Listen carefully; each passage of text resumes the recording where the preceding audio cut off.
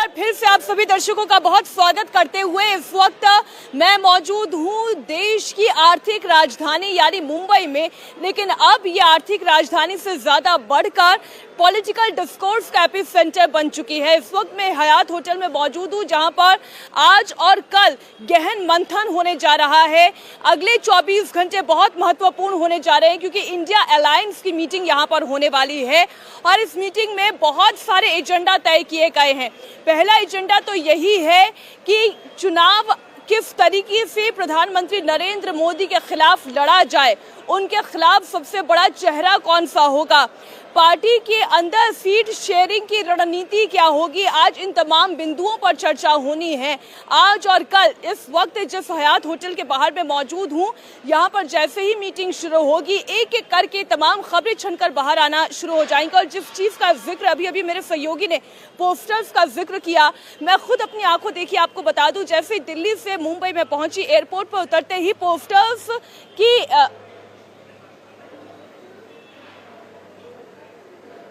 चलिए मेरे तमाम सहयोगी इस वक्त मेरे साथ यहीं हयात होटल के बाहर ही मौजूद हैं।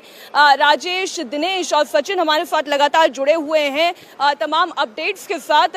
राजेश, मैं खुद अपना एक्सपीरियंस बता रही थी कि जैसे मैं दिल्ली से मुंबई पहुंची हूं, एयरपोर्ट से उतरने के साथ साथ ही मैंने देखा जगह जगह पोस्टर्स चस्पा थे।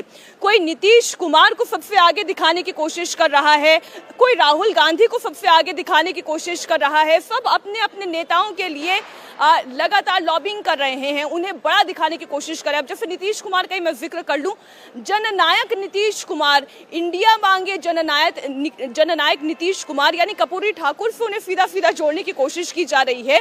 ये टसल तो आप क्योंकि मुंबई में ही है, बहुत दिनों से लगातार देख रहे होंगे जब से ये सुबुगाहट शुरू हुई कि अगली मीटिंग अब इंडिया अलायंस की मुंबई में होनी है। बिल्कुल, देखिए एक और दिलचस्प पहलू मैं बता दूं पोस्टर्स का कि कल जो पोस्टर्स हमने मुंबई में देखे और आज जो पोस्टर्स देख रहे हैं उसमें आसमान जमीन का अंतर है।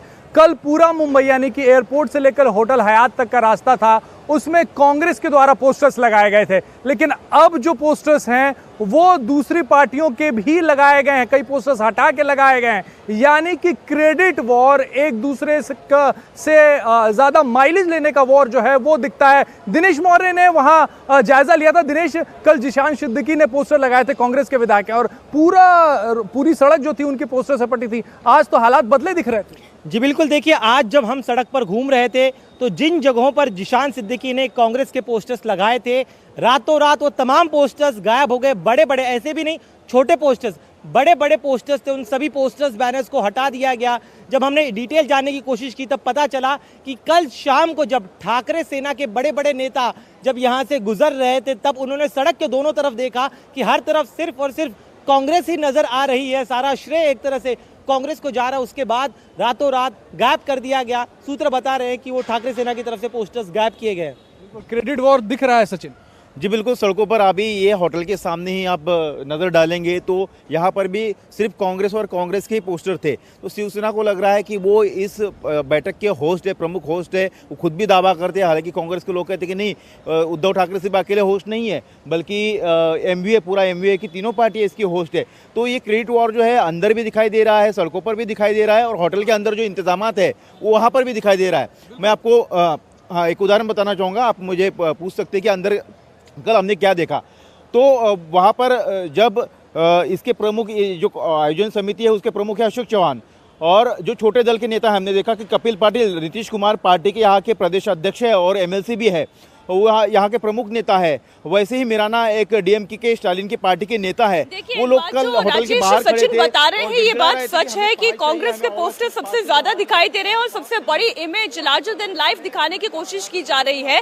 वो राहुल गांधी की और सोनिया गांधी की तस्वीर पोस्टर्स में दिखाने की कोशिश की जा रही है। लेकिन चूंकि 28 दल हैं और 28 दलों के 63 नेता आज मुंबई में जुट रहे हैं और इसी से जुड़ी हुई एक बड़ी खबर आपको बता दें, समाजवादी पार्टी के नेता राम गोपाल यादव भी मुंबई पहुंच चुके हैं। मुंबई पहुंचने के साथ साथ उन्होंने एक के बाद एक पहले तो मोदी सरकार पर वार किया, इंडिया अलायंस कितना मजबूत है ये उन्होंने बताने की कोशिश की और साथ ही साथ मायावती पर भी उन्होंने वार करते हुए कहा कि वो तो किसी भी तरीके की चुनौती के लिए एंटाइटल ही नहीं है। आप सुनिए राम गोपाल यादव ने क्या कहा। इंडिया से जुड़े हुए घटकों के लिए बल्कि पूरे देश के लिए बहुत महत्वपूर्ण है। देश को बर्बाद कर दिया बीजेपी ने, उससे बचाने के लिए। मायावती साथ में नहीं है, इसको लेकर कैसे होगा? क्योंकि मायावती नॉन एंटिटी ना हो यार। अगर मायावती किसी के साथ नहीं जा रही तो फायदा किसको होगा? ये कैलकुलेशन आप लोग करिए, हम लोग सीधा काम करने अखिलेश वाले। यादव का नाम आप प्रधानमंत्री के लिए लेंगे? क्या एक मिनट सर, ये आप लोग ये सवाल इसलिए मत किया कीजिए कि कौन होगा, ये 1 मिनट में तय कर लिया जाएगा। लेकिन वही तो बड़ा सवाल है ना सर, कौन होगा? कोई बड़ा सवाल नहीं। चलो हर किसी को लगता है कि उनके पार्टी का नेता थोड़ा स्पेस दीजिए, थोड़ा स्पेस दीजिए, थोड़ा स्पेस दीजिए। बड़ा सुबह है, कई सीटें हैं, क्यों अखिलेश यादव प्रधानमंत्री नहीं बन सकते?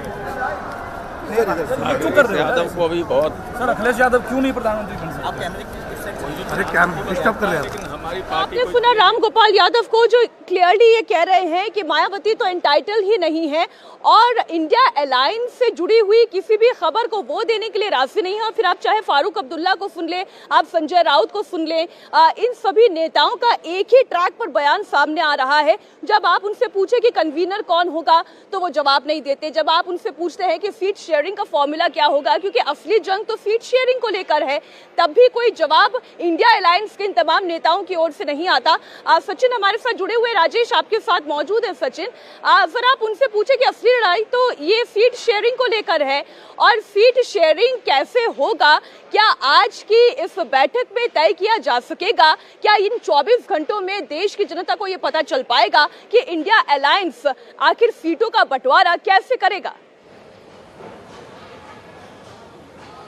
देखिए, और नेता तो नहीं, लेकिन लालू यादव ने इसका जिक्र किया कि सीट शेयरिंग को लेकर चर्चा होगी, क्योंकि 2024 के चुनाव बहुत नजदीक हैं। लेकिन कैसे होगी, कौन कहां से लड़ेगा, क्या ये इस मीटिंग में तय हो पाएगा सचिन? क्योंकि 28 पार्टियां हैं, 63 नेता यहां पे पहुंचे वाले हैं और कई ऐसी पार्टियां हैं जो राज्यों में एक दूसरे के खिलाफ हैं। तो क्या सीट शेयरिंग को लेकर यहां पे चर्चा हो सकती है और कुछ फाइनल स्वरूप दिख सकता है? जी देखिए, सीट शेयरिंग को लेकर जरूर चर्चा होगी, क्योंकि मेरी एनसीपी के कुछ बड़े नेताओं से बात हुई थी, जिसमें सुप्रिया सुले है, खुद शरद पवार साहब का ये कहना है, उनका ये मत है कि सीट शेयरिंग को लेकर अभी से चर्चा शुरू की जाए ताकि आगे जो है धीरे धीरे सुलह बनती जाए। लेकिन ये बहुत ही पेचीदा मुद्दा होगा। मैं अगर महाराष्ट्र की बात करूँ आपको, तो देखिए शरद पवार की पार्टी कह रही थी कि हमारे तो 5 सांसद चुनकर आए थे, भले आज अजित पवार के साथ अब चले गए हो कुछ उसमें सांसद, लेकिन उनका ये कहना था कि जब मेरे 5 सांसद है तो मैं जो है ज़्यादा सीट मांगूंगा। मेरी हिस्सेदारी जो होगी कम से कम 15-16 सीट की तो बनती है, क्योंकि कांग्रेस 1 सीट उनकी चुनकर आई थी पिछले 2019 के चुनाव में और वो 20 सीटें मांग रही है। शिवसेना संजय राउत परसों ही कह चुके हैं कि हमारी सीटें 19 थी पिछली बार, 19 ही रहेगी। सचिन कह रहे हैं, राजेश हम इसको आगे और बढ़ाएंगे, क्योंकि जब भी सीट शेयरिंग की बात होती है तब कौन सी दल का नेता कितनी ताकत रखता है और उसकी स्वीकार्यता सभी गठबंधन के दलों में और देश की जनता में कितनी है, इसके आधार पर किया जाता है। और इस वक्त सबसे बड़ी लड़ाई इसी बात को लेकर हो रही है।